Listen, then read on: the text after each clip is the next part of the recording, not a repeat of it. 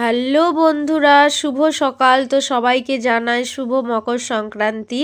তো কার কিভাবে বাড়িতে মকর সংক্রান্তি সারাদিন কাটালে সেটা অবশ্যই জানিও। আমাদের বাড়িতে তো এইভাবেই কাটালাম। তো দুটো ছোট্ট ছোট মেয়ে খুব সুন্দরভাবে সেজে গুজে আলতা পরে মকর দিতে বেরিয়ে পড়লো। ওদের সঙ্গে গিয়েছিল ওদের পাপা, মানে আমার বরমশাই গিয়েছিল। তো দেখো, তারপরে এখানে রেডি হচ্ছিল মকর দেওয়ার জন্য থালা। তো আমি রেডি করছিলাম। তো ফার্স্টে আমাদের দিতে হয় আতক চাল। তো অনেকের বাড়িতে জানি অনেক অন্যরকম নিয়ম থাকে, কোনো রকমের প্রসাদ কারো বাড়িতে আলাদা আলাদা দেয় এবং কারোর মন্দিরে আলাদা আলাদা দেয়। তো যাই হোক, তো আমাদের এইভাবেই হয়েছিল, সেটাই তোমাদের সাথে শেয়ার করছি। তো এইভাবে দেখো, ফার্স্টে থালাটা সাজিয়ে নিচ্ছি। তো আমাদের শিব শীতলা মন্দির একসাথেই থাকে, সেই কারণে দুটো ভাগ করলাম। একটা বড় থালাতে দুভাগ করে দেওয়া হয়, যেহেতু ছোট বাচ্চারা কিভাবে নিয়ে যাবে, সেই কারণে একটা থালার মধ্যেই সাজিয়ে দেওয়া হয়। তো দেখো, তারপরে হচ্ছে যে আমি সাজাচ্ছিলাম, ভালো করে ভাগ করে নিচ্ছিলাম দুভাগে। তারপরে সমস্ত রকমের একটা একটা গোটা গোটা ফল দিচ্ছিলাম। তো দেখো, ফার্স্টে দিলাম অ্যাপেল, তারপরে হচ্ছে যে দেখো দুটোতে দুটো দিলাম অ্যাপেল। তারপরে দেখো শসা, কলা, নাঙালু, কুল, বাতাসা, গুড়, নারকেল সমস্ত কিছু দেব একটা একটা করে, যেহেতু ঠাকুরের দেখো ওইটাতে একটুতে প্রবলেম ছিল, সেই কারণে বদলে আর একটা দিলাম। তো দেখো, তারপরে দিলাম রাঙা আলু, তারপরে দেব শসা, কলা, তারপরে দেখো কুল, তারপরে গুড় দিতে হয় আমাদের মিষ্টির জন্য, এবং বাতাসা, বিভিন্ন রকমের বাতাসা থাকে। তো বাতাসা, নারকেল সমস্ত কিছু দিয়ে ফার্স্টে থালাটা সাজিয়ে নিলাম। আমাদেরকে চার জায়গায় যেতে হয় মকর দেওয়ার জন্য, কারণ আমাদের সামনেই ছোট ছোট মন্দির রয়েছে। তো একটা আছে শিব শীতলার মন্দির, আর একটা আছে যে গোপাল ঠাকুরের মন্দির, আর একটাও গোপাল ঠাকুরের মন্দির। ওনাদের বাড়িতে গোপাল ঠাকুর রাখে, সেই কারণে ওই ঠাকুরকেও সবাই মকর দিয়ে আসে আমাদের বাড়ির সামনেই। তো দেখো, তারপরে এটাকে চার জায়গায় সাজাতে হবে। তো ফার্স্টে আমি তিন জায়গায় সাজিয়ে নিলাম। তারপরে দেখো গুড় কিভাবে দেব, তাই আমার শাশুড়িমা এইভাবেই কাঁঠাল পাতাকে সুন্দর করে মুড়ে, কাঠি দিয়ে মুড়ে দেয় এবং তার মধ্যে গুড় দেওয়া হয়। এইভাবে সমস্ত কিছুটা সুন্দর করে সাজালাম। তো এইভাবে তোমাদেরও সাজানো হয় কিনা সেটা অবশ্যই আমাকে কমেন্ট করে জানিও, কারণ অনেকের বাড়িতে অন্য রকম দেয়া হতেই পারে। তো দেখো, এইভাবেই আমি সমস্ত কিছু সাজিয়ে নিলাম। তো সাজানোর পর ভাবছিলাম যে আগে আমরাও ছোটোবেলায় খুব সুন্দরভাবে সকাল সকাল স্নান করে মকর চাল দেওয়ার জন্য যেতাম। এখন যেহেতু মেয়েরা একটু বড় হয়ে গেছে নিয়ে যাওয়ার মতো, তাও ওদের থালাটা একটু ভারী ওয়েট হওয়ার জন্য, যেহেতু কাঁসার থালাতে বড় থালাতে দেয়া ছিল, সেই কারণে ভয় ভয় করে ওদেরকে দিচ্ছিলাম না। আমার বরমশাই ওদেরকে নিয়ে যাচ্ছিল।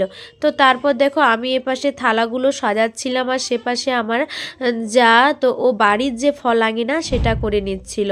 তো দেখো, বাড়ির ফল আঙিনার জন্য ওকে ফল, মিষ্টি, বাতাসা সমস্ত কিছু এগিয়ে দিলাম, কারণ বাড়িতেও আজকে লক্ষ্মী ঠাকুরের পুজো হয়।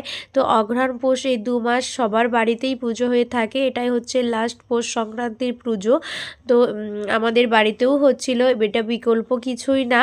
তো তারপর দেখো, এভাবেই ফল আঙিনা করে সমস্ত কিছু সাজিয়ে গুছিয়ে নিলাম।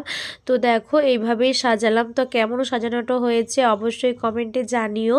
তো দেখো, মেয়েরা তো রেডি হয়ে খুব আনন্দ, ও তো বলছিল টাটা গাইস, তো হ্যালো গাইস, এই সমস্ত কিছুই ওরা বলছিল। তো দেখো, তারপরে ওরা খুব সুন্দরভাবে সেজে গুজে, তারপর থালাগুলো আমি দুটো বার করে নিলাম বাইরে।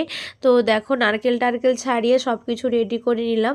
আমার মেয়ে যেহেতু ছোট, পারবে না, সেই কারণে ওর পাপা একটা থালা নিয়েছিল, আর আমার জায়ের মেয়ে একটু বড়, তো ও একটা নিয়েছিল। তারপর দেখো, এইভাবেই ওরা দিতে চলে যায়। তো এই হচ্ছে একটা মন্দির, যেটা হচ্ছে শিব শীতলার মন্দির। ইনি হচ্ছে বামুন ঠাকুর, ইনি হচ্ছে আমাদের শীতলা মা।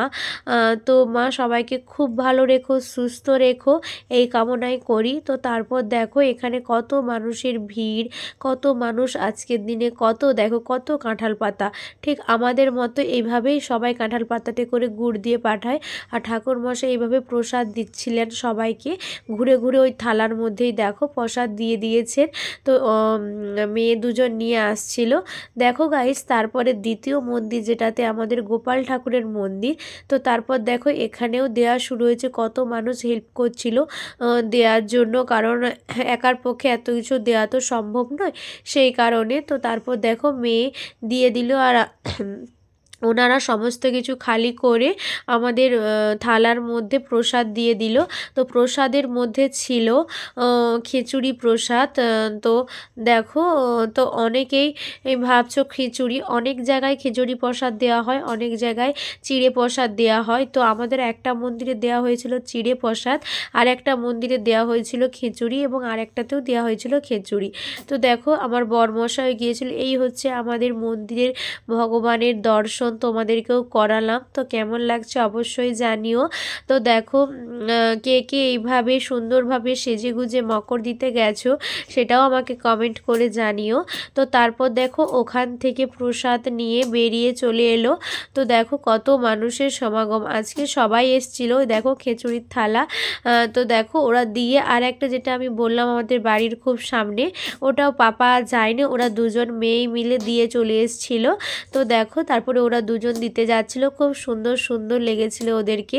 তো তোমাদের মতামতটাও জানিও যে আমার মেয়েদেরকে কেমন লেগেছিল সাজগুজ করে, তো সেটা অবশ্যই জানিও। দেখো ছোট্ট ছোট মেয়েগুলো খুব সুন্দর আনন্দের সহিত পায়ে আলতা পরে খুব সুন্দরভাবে দিতে যাচ্ছিল সেজেগুজে। তোমাদের একটা কমেন্ট এদের মুখে হাসি এনে দিতে পারে। তো অবশ্যই কমেন্ট করে জানিও এই বাচ্চা বাচ্চা ছোট ছোট মেয়েগুলোকে কেমন লাগছে সেজে। তো তারপর দেখো প্রত্যেক বাড়িতে সন্ধে হলেই যেটা আরম্ভ হয়ে যায় সেটা হচ্ছে পিঠে পুলি উৎসব। তো আজকে পৌষ সংক্রান্তির জন্য সমস্ত লোকের বাড়িতেই পিঠে হয়। আমাদের বাড়িও বিকল্প কিছু না। তাই দেখো তাড়াতাড়িভাবেই আমরা পিঠে করতে বসে গেলাম। তো পিঠে আমাদের সম্ভবত উনুনেই হয়, কারণ আমাদের সকাল হলে সবাই পিঠে চাওয়ার জন্য আসে, সেই কারণে পিঠে অনেকটা পরিমাণ করতে হয়। তার জন্য দেখো আমার বরমশাই, আমি, আমার যা, আমার শাশুড়ি মা সবাই মিলে বসে গেলাম পিঠে বানানোর জন্য, কারণ অনেক রকমের পিঠে হবে তাই। তো পিঠে হয়েছিল প্রায় 5 রকমের। হয়েছিল দুধ পুলি পিঠে, তারপরে হয়েছিল দেখো গুড় পিঠে, পাটিসাপটার পিঠে, ভাপা পিঠে। ভাপা পিঠে 2 রকমের হয়েছিল, একটা হয়েছিল নারিকেল দিয়ে, আর একটা হয়েছিল বাঁধাকপির তরকারি দিয়ে। তো কে কে বাঁধাকপির তরকারি দিয়ে ভাপা পিঠা খেয়েছো অবশ্যই জানিও। সবার বাড়িতে নারিকেলের হয়, কিন্তু এই কপির পিঠা হয় কিনা সেটা অবশ্যই জানিও। আর এই দেখো আমার মেয়েরা খুব সুন্দর সুন্দর আলপনা দিচ্ছিল বিকেলবেলা বসে, তো সেটাও তোমাদের সাথে শেয়ার করছি। তার কারণ ওরা বলছিল মাম্মাম যে আমরাও এত কষ্ট করে দিচ্ছি, এটাও তুমি দেখাও। তো দেখো তারপরে ওরা আলপনা দিচ্ছিল। বাড়িতে যেহেতু পুরো বাড়িতে পাথর বসানো, সেই কারণে আলপনাটা ফুটবে না, তাই ওরা বাইরে যেটুকু জায়গা ফাঁক ছিল সেটুকু জায়গাতে খুব সুন্দর সুন্দরভাবে আলপনা দিতে বসে গেল। ওরা 2 বোন মিলে আলপনা দিচ্ছিল, লক্ষ্মী মায়ের পা এঁকেছিল ওরা। তো খুব সুন্দরভাবে ওরা কমপ্লিট করেছে। তারপর দেখো আমাদের সমস্ত পিঠে বানানো হয়ে আমরা রুমের ভিতরে ঢুকে গেছিলাম এবং তোমাদের সাথেও শেয়ার করলাম। তো এইভাবে হয়েছিল। দেখো লাস্টে নারিকেল বেশি হওয়ার জন্য আমরা নাড়ুও করে নিয়েছিলাম, অনেক পিঠে খাওয়াও হয়ে গেছে।